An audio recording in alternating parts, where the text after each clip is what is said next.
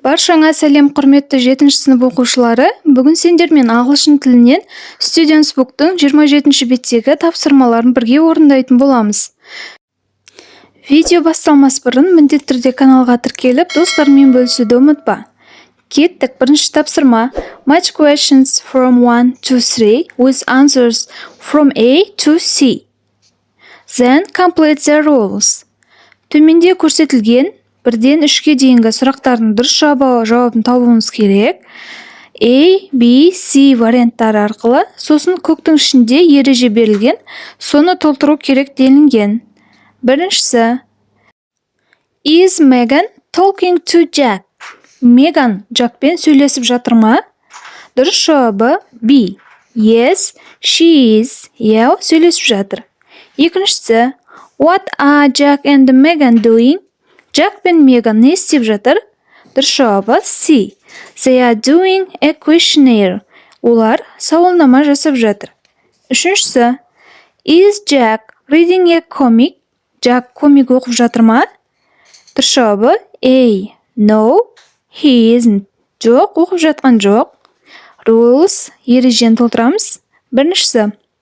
We ask about actions in progress using the question form of the present continuous. Біз дәл қазір болып жатқан іс-әрекеттің сұраулы формасын present continuous'та жасаймыз. Екіншісі. We make short answers with the pronoun and the auxiliary verbs be. Қысқа жауаптарды біз есімдікпен және to be етістігінің көмегімен жасаймыз. Міне бірінші тапсырманың жауаптарын аяқтадық. Келесі екінші тапсырма. Order the words to make questions. Мұнда берілген сөздерді ретімен қойып шығып, сұрақ құрастыруымыз керек. Яғни, сөйлемді дұрыс ретімен құрастырсақ, сұрақ шығады. Біріншісі. Is the teacher sitting in a chair? Мұғалім орындықта отыр ма? Екіншісі. Why are you learning English? Сен неге ағылшын үйреніп жүрсің? Үшіншісі. Are your parents working? Ата-анаң жұмыс істеп жатыр ма? Төртіншісі. What are your parents doing? Сенің ата-анаң не істеп жатыр? Бесіншісі. Are you enjoying the lesson? Сен сабақтан ләззат аласың ба? Алтыншысы. Who is talking to your teacher? Сенің мұғаліміңе кім сөйлеп жатыр? Міне екінші тапсырманың толықтыру жауаптары осы. Келесі үшінші жаттығу. Work in pairs, ask and answer the questions in exercise 2. Жұптық жұмыс. Екінші тапсырмада құрастырған сұрақтарымызды жұбымызға қойып, бір-бірімізге жауап беруіміз керек екен. Біріншісі. Is the teacher sitting in a chair? Мұғалім орындықта отыр ма? Жауабымыз. Yes, she is sitting in a chair. Я, ол орындықта отыр. Екіншісі. Why are you learning English? Сен неге ағылшын үйренесің? Because I want to speak in English. Өйткені мен ағылшын тілінде сөйлегім келеді. Үшіншісі. Are your parents working? Сенің ата-анаң жұмыс істеп жатыр ма? Дұрыс жауабымыз. Yes, they are working. Я, олар жұмыс істеп жатыр. Төртіншісі. What are your parents doing? Сенің ата-анаң не істеп жатыр дәл қазір? My parents are watching television. Менің ата-анам теледидар көріп отыр. Бесіншісі. Are you enjoying the lesson? Сен сабақтан ләззат аласың ба? Дұрыс жауабымыз. Yes, I'm enjoying the lesson. I like school lessons. Мен сабақтан ләззат аламын. Маған мектеп сабақтары ұнайды. Алтыншысы. Who is talking to your teacher? Сенің мұғаліміңе кім сөйлеп жатыр? Жауабымыз. My friend Айдос is talking to the teacher about homework. Менің досым Айдос мұғаліммен үй жұмысы жайлы сөйлесіп тұр. Міне оқушылар, мен өз ойыммен сұрақтарға дұрыс жауап беріп шықтым.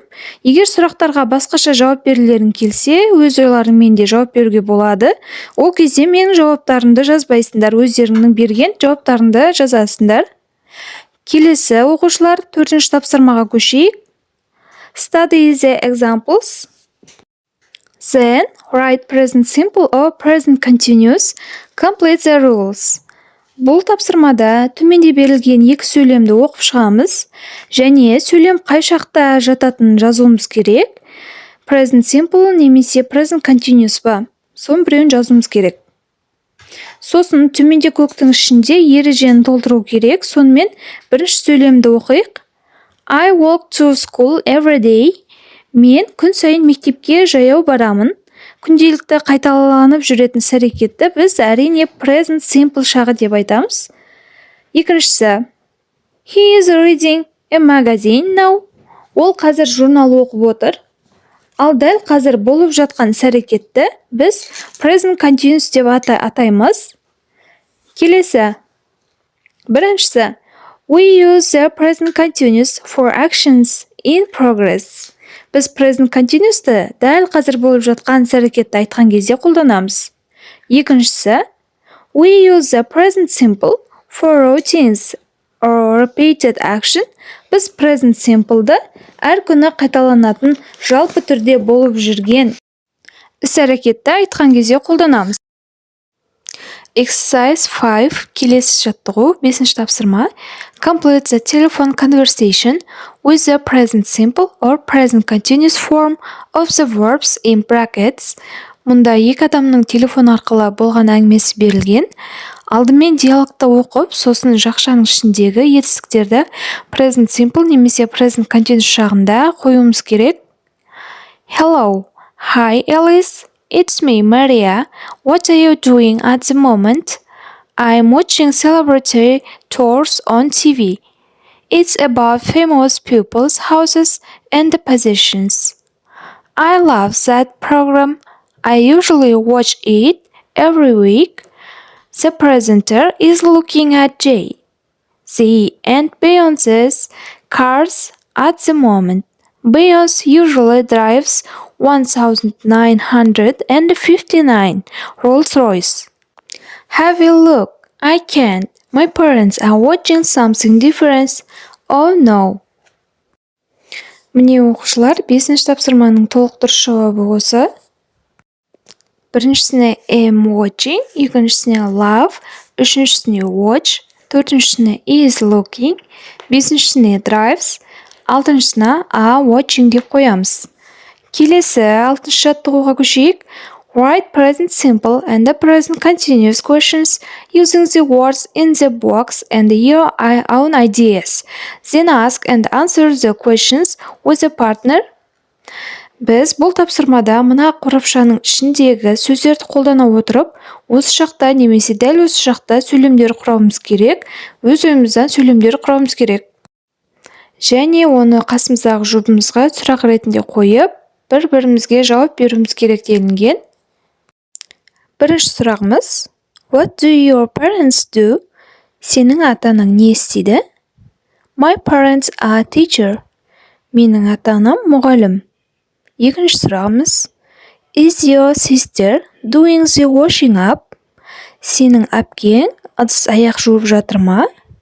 Yes, she is doing the washing up now. Иә, ол ыдыс-аяқты қазір жуып жатыр. Үшінші сұрағымыз, Where are your parents working? Сенің ата-анаң қайда жұмыс жасап жатыр? They are working at school. Олар мектепте жұмыс жасап жатыр.